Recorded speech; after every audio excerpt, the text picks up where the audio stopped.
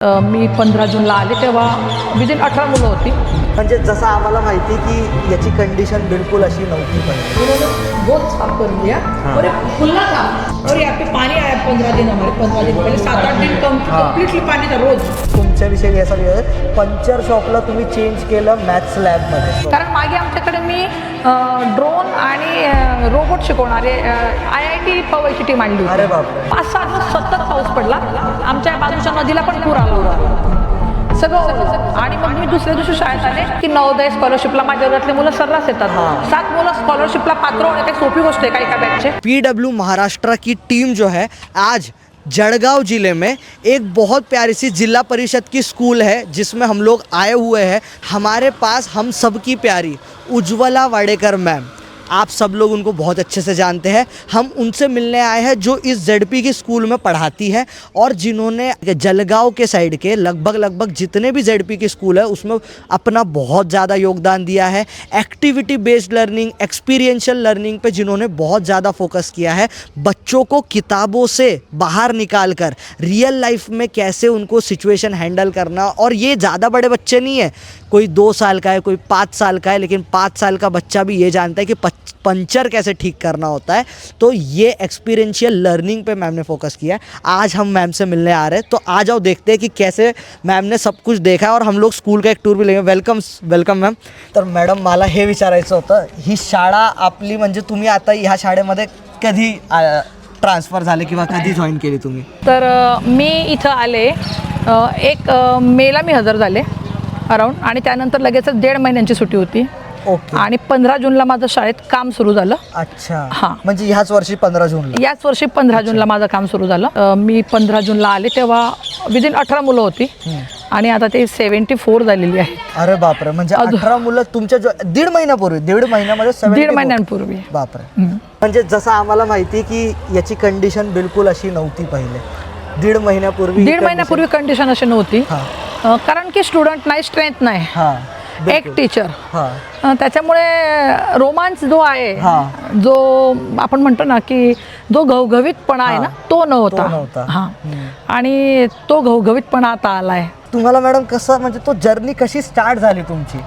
शिक्षकी पेशाविषयी अतिशय प्रेम आहे आणि त्यामुळे मी जेव्हा 5-7-95ला लागले ना, तर मला खूप उमंग होती आणि मला पण स्वतःला 7वी-8वीत असतानाच असं वाटायचं की मी टीचर बनेल. अच्छा. कारण मी माझ्या आईला शिकवताना बघितलेलं आहे, मी माझ्या वडिलांना शिकवतेला बघवलं आहे आणि मला असं वाटायचं किती छान आहे, आई शिकवते, बोर्डवर लिहिते. हां, ते मला खूप आवडायचं आणि मी तेव्हाच माझं ठरलेलं, पण मी त्याप्रमाणे केलंही. आणि माझ्या 5-7-95ला माझ्यामध्ये जी उमेद होती, जो उत्साह, आनंद होता, मला जो सर्व्हिस लागण्याचा आनंद होता ना, तर मी शिकत असताना पण मला कधी असं वाटलं की अरे हे असं व्हायला पाहिजे होतं, टीचरने इथे नेलं तर इथेही न्यायला पाहिजे होतं आपल्याला तसं वाटतं. माझ्या वेळेस व्हायचं असं. ॲक्च्युली माझ्या शाळेमध्ये आम्हाला आकाशवाणीवर कार्यक्रम ऐकवले जायचे. आमच्या शाळेत छोटी मोठी प्रयोगशाळा पण होती. हां, मला स्वतंत्र वेगळ्या विषयांना वेगवेगळे टीचर्स होते. त्याच्यामुळे मी खूप चांगल्या शाळेत शिकलेली, खरं म्हणजे ZPच्याच शाळेत शिकले, पण खूप चांगल्या शाळेत शिकले. माझे शिक्षकही खूप छान होते. त्याच्यामुळे मला असं वाटायचं की आपण शिक्षक व्हायचं तर खूप छान व्हायचं, असं व्हायचं. आणि मग त्याच्यानंतर मी जे करत राहिली ना, तर मी लागल्यानंतर मी फक्त 15 दिवसांनीच ह्या गणेश चतुर्थी आलेली होती. म्हणजे गणपती बसवण्याचे दिवस आले होते. तर मी पहिल्याच गणेश चतुर्थीच्या दिवशी याला पहुरला होते जामनेर तालुक्यामध्ये. तर तिथून मी 20 मुलांना जळगावला गणपतीची आरास दाखवण्यासाठी, गणपतीचे डेकोरेशन दाखवण्यासाठी आणलं होतं. ती माझी पहिली विजिट होती शाळेबाहेरची, शाळेच्या भिंतीच्या बाहेरची, पुस्तकाबाहेरची. आणि तेव्हापासून तर आतापर्यंत 31 वर्षापासून. येस. आणि मला असं नेहमी वाटतं की जे आपण धडे आहेत, भूगोलाचे असतील, इतिहासाचे असतील किंवा मराठीचे असतील. फॉर एक्झाम्पल मराठीच्या धड्यामध्ये आम्हाला भेळची कविता आहे. मग मला वाटतं नुसतीच भेळची कविता शिकवून कसं चालेल, ती म्हणून कशी चालेल, ती पाठच करून कशी चालेल. ठीक आहे, ते सर्व ठीक आहे, पण भेळच करून खाऊ घातली तर, एखाद्या भेळच्या शॉपवरच नेलं तर. मग ही थीम माझ्याकडनं तेव्हापासून सुरू आहे, तर ते आज तागात चालू आहे. ते बघितलं मॅडम की पंचर शॉपमध्ये जाऊन त्यांना माहिती, त्यांना असं एक पोस्ट वाचला होता जिथं तुमच्याविषयी हे सगळं पंचर शॉपला तुम्ही चेंज केलं मॅथ्स लॅबमध्ये.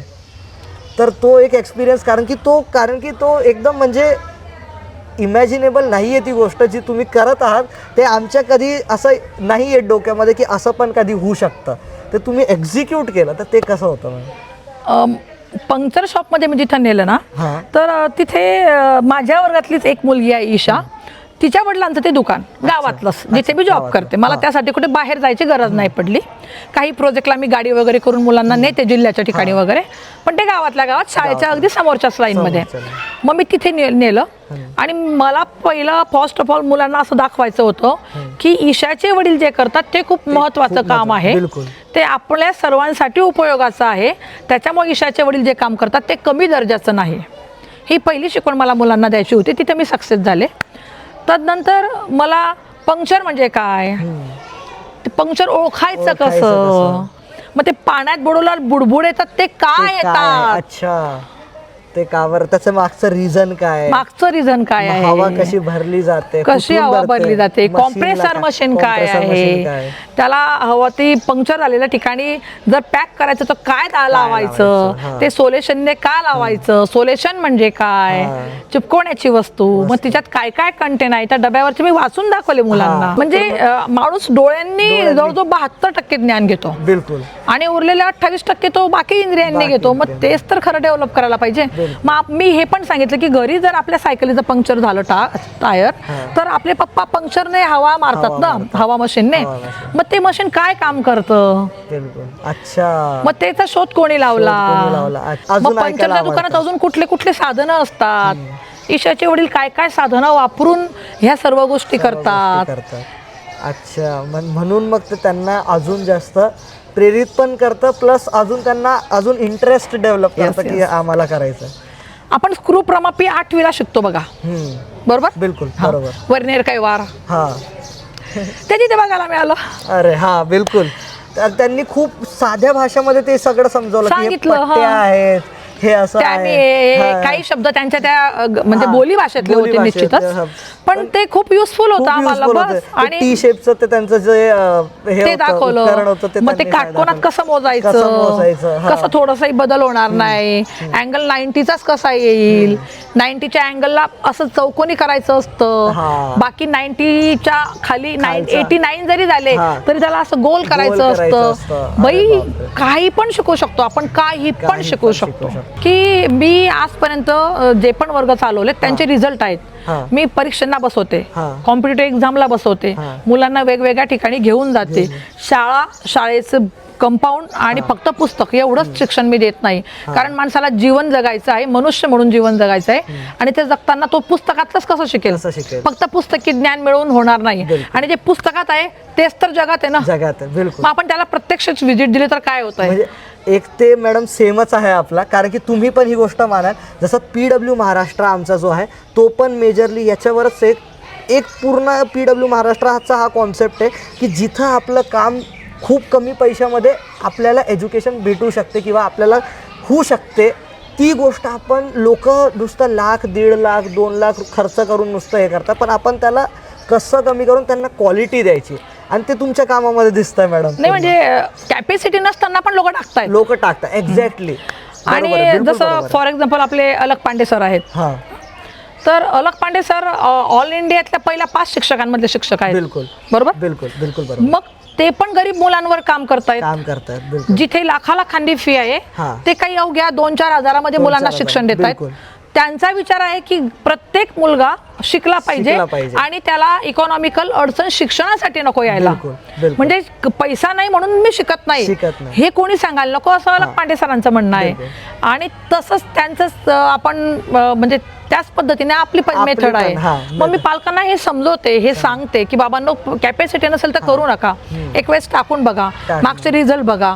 कारण की नवोदय स्कॉलरशिपला माझ्या वर्गातले मुलं सर्रास येतात. 7 मुलं स्कॉलरशिपला पात्र होणे काही सोपी गोष्ट आहे का? एका बॅचचे एका बॅचचे 7 मुलं स्कॉलरशिपला पात्र, नवोदयचे 3 मुलं पात्र होणं. मग हे रिझल्ट पालकांनी बघितले, त्यांचा विश्वास पटायला लागला. यापूर्वी पण मी जे करत होती तर आमच्या शाळेची, मी ज्या शाळेत पण असते त्या शाळेची स्ट्रेंथ खरंच छान असते, कारण की त्यासाठी थोडी मेहनत घ्यावी लागते. तुम्हाला बघून मी पण असं, आता मला एक कॉन्फिडन्स आलाय, तर माझ्यातर्फे मी एक अनाउन्समेंट करतो आज की माझ्यातर्फे दर महिने माझ्या सॅलरीचा काही अमाऊंट मी कुठं ना कुठे आणि सुरुवात ती तुमच्याकडूनच होईल. मी इथून सुरू करेन आणि दर मंथली आणि त्याचा रिपोर्ट तुम्हाला मी देत राहील. बरं अभिनंदन, मला थँक्यू. आणि मी हे सांगू इच्छिते तुला, तू जसं कमेंट करतोय ना मला, तसं मी एक कमेंट करते यावर. तू जे देशील त्याच्या पैसा एक पैशाचा मुलांना सदुपयोग होईल. आणि तुझ्यासारख्या तरुण मुलांनी हे जर जाणलं आणि सर्व असे जर भरपूर जमा झाले ना, तर आपला इंडिया कुठल्या कुठे असेल. बस हाच एक मोठा. आम्हालाही हेच सांगितलं जातं की तुम्ही लोकसहभागामधून काही मिळवा आणि शाळा सुधरवा, शाळेला पुढे न्या.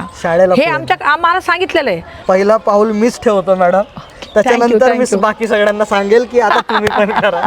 तर पहिले मी करायला, तर म्हणून पहिला पाऊल मी ठेवतो. थँक्यू. पूर्ण महाराष्ट्राचे जे ZPचे किंवा शाळा आहेत किंवा एज्युकेशन सिस्टम, तुमचा असा काही विचार आहे त्याच्यासाठी की आपण काय असं काही बघू शकतो किंवा काही असं एज्युकेशनसाठी? मला वाटतं 9वी 10वी पासूनची जी वरची मुलं आहेत ना 12वी पर्यंतची, तर त्यांना क्लासेसचा प्रॉब्लेम येतो आणि त्यांच्याकडे म्हणजे इलेक्ट्रॉनिक डिव्हायसेस नाही आहेत, जसं की लॅपटॉप झालेत, टॅब झालेत, इंटरॅक्टिव्ह TV पॅनल झाले की जे आपण त्यांना दिले तर ते एकत्र येतील, अभ्यास करतील, असं नाही आहे. आणि त्याच्यामुळे ती मागे पडतायत. तर माझा मानस असा आहे की गावागावातल्या शाळांमध्ये डिजिटल लायब्ररी सुरू झाली पाहिजे. तुम्ही एक इनिशिएटिव्ह ठेवला होता. लायब्ररी सोबत पुस्तकी ग्रंथालयासोबत डिजिटल लायब्ररी पण झाली पाहिजे, की जे खूप उपयुक्त ठरेल मुलांना. आणि मला वाटतं सर्वच मुलं शिक्षणाच्या ओघात येतील. म्हणजे 12वी पर्यंत जेमतेम शिकतात ते, मग पुढे काय. मला ना माझी जी लेकरं आहेत ना ही छोटी, मला त्यांच्यावर खूप प्रेम आहे. तर मला ती अशी खाली बसली आहेत, थोडी धूळ आहे, पावसाने ओलं झालंय किंवा बाहेर थंडी वाजते आणि ते ताटात जेवण करतात, ते पण मला नकोय. तर मला त्यांच्यासाठी यातल्याच एखाद्या क्लासरूम मध्ये डायनिंग हॉल बनवण्याची खूप इच्छा आहे. अच्छा. तर त्यासाठी मी प्रयत्नशील आहेच. कारण मागे आमच्याकडे मी ड्रोन आणि रोबोट शिकवणारे IIT पवईची टीम आणली होती. अरे बापरे. म्हणजे 8-10 दिवसापूर्वीचीच गोष्ट इथलीच. मग त्याने मला म्हटले की मॅडम, मुलांना म्हटलं की तुमच्यामध्ये तुम्हाला कुठला प्राणी येऊन बसावा असं वाटतंय. मी तुम्हाला आता स्क्रीनवर लगेच दाखवतो. आणि मुलांनी उत्तर काय द्यावं? काय दिलं? मुलं म्हटले की आफ्रिकन लंगूर पाहिजे आमच्या. अरे बापरे. तो डोक्याला हात लावतो. मॅडम मला वाटलं काय म्हणतील, मोर पाहिजे, सिंह पाहिजे, वाघ पाहिजे. हे आफ्रिकन लंगूर पर्यंत गेलेत. यांना पण नॉलेज आहे, बिलकुल. यांच्या पण इच्छा आहेत शिकण्याच्या, जाण्याच्या पुढे. यांना प्लॅटफॉर्म नाहीये. तो प्लॅटफॉर्म आपल्याला तयार करावा लागेल. बिलकुल. आणि आमचं गव्हर्नमेंट स्कूल असल्यामुळे आमचं कसं असतं ना की आमचे ट्रान्सफर होत राहतात. बिलकुल. एका शाळेत काम भरपूर दिसतं. आता मी 1.5 महिना झाली इथे आले, मग 1.5 महिन्यात मी तुम्हाला आता काय काम दाखवणार? बिलकुल. गेल्या वर्षात मागच्या शाळेत अजून काम, त्याच्या मागच्या शाळेत अजून काम. आम्ही एका ठिकाणी नाही काम करत, आमचे ट्रान्सफर होत राहतात आणि त्या सुविधेसाठीच होत राहतात. पण मॅडम तुमच्यामुळे एवढे सगळे स्कूल, म्हणजे एक स्कूल नाही तर खूप सारे, फार सारे स्कूल होते बदल होत आहेत, खूप बदल झालेत. आणि तुम्ही जिथे होते. बिलकुल. तुम्ही सांगता मॅडम की हे बाहेर येतं म्हणजे आपण याला वॉशरूमला यूज पण नाही करू शकत, कारण की मग काहीच फायदाच झाला नाही. मग हेच कसं माहित नाही मला की ते पाणी सुरू केलं की बाहेर येतं. म्हणजे काहीच सोय नाही की आत खाली जाईल किंवा कुठं तरी जाईल. सिवेजचं काहीच नाही, टंकीच नाही खाली, टंकीच नाही. हे पूर्ण पाणी नव्हतं. तर मी ही आता बघा व्यवस्था नवीन तात्पुरतीच केली मी पण. बरोबर. पाण्याचं कनेक्शन शोधून आणले. तुम्हाला मी रेन वॉटर हार्वेस्टिंग दाखवते आणि हँड वॉश स्टेशन दाखवते तुम्हाला. चालेल. सर एकदम मतलब देख नहीं सकते. देख नहीं सकते. पूरे पेड़ लगे हुए हैं, पूरे पेड़ ही पेड़ थे. अरे बापरे. ये देखो, यही जगह है. सेम जागा आहे पण पूर्ण मॅडम याच्यामध्ये. हे बघा. अरे बापरे. हे तरी साफ केलेलं साफ करूनच चालू आहे सगळं. अच्छा. हो बरोबर. हा सर दिसतंय ते सर. हे पूर्ण नवीन लागलंय. स्टील ड्रेनेज टँक काही नाही ना कुछ. तर मग आपण काहीच नाही करू शकत. बरोबर आहे. तो मॅडम आमच्यातर्फे एवढंच होतं की PW महाराष्ट्रातर्फे ही गोष्ट आहे की हे जे वॉशरूम्स आहेत ही PW महाराष्ट्र पूर्ण आपल्या ताब्यात घेऊन पूर्ण रेनोव्हेट करवेल आणि प्रॉपर तरीक्याने एकदम बरोबर बनवून देईल, है ना? खूपच छान कारण भैया. की सर्वात महत्व आहे मुलांच्या एज्युकेशनचं. बिलकुल. आणि हे बघून तर म्हणजे डेफिनेटली पीडब्ल्यू महाराष्ट्राकडून 100% हेल्प. हे आम्ही कमिटमेंट करतो आणि आम्ही पुढे पाठवून देऊ आणि पीडब्ल्यू महाराष्ट्रातर्फे पूर्ण तुम्हाला रेनोव्हेट करून भेटेल वॉशरूम्स पूर्णच्या पूर्ण. कारण तुम्ही जेवढं केलं नाही याच्यासाठी आमच्यापासून तर्फे छोटीशी एक हेल्प आहे. ओके, तर ही थँक्यू. ओके. म्हणजे तुम्ही जो चेंज आणत आहे त्यामध्ये आमचं एक छोटूसं contribution. Thank you so much ma'am. आज तुमच्याकडून खूप काही शिकायला भेटलं है. एंड बच्चों, भाई इतना तुमने पॉडकास्ट देखा, हर चीज़ देखी है. तुम लोगों को क्या चाहिए, तुम लोगों को क्या नीड्स है, वो भी आप कमेंट में डाल सकते हैं. हम हैं आपके साथ, मैम जैसे लोग हमारे साथ हैं और हम लोग आपके साथ हैं. तो आप कहीं पे भी पीछे नहीं पड़ोगे. ठीक है. Thank you so much. Thank you ma'am. Okay.